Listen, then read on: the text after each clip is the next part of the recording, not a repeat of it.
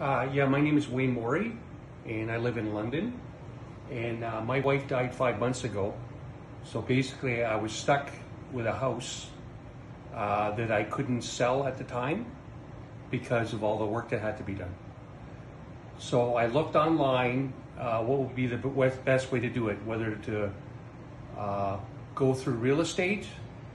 My dealing with real estate basically is that they'll offer the house, but they'll basically offer you nothing for it because of all the repairs and all that that have to be done.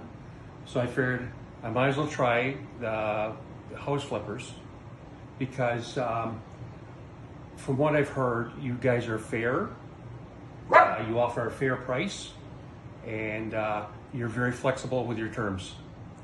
And like I said, with my wife dying and having to get rid of all this kind of stuff there, I'm moving up with my son to Cochrane, Ontario. And so I basically have to unload all this stuff because I don't want to move it up north. So you guys are very flexible with your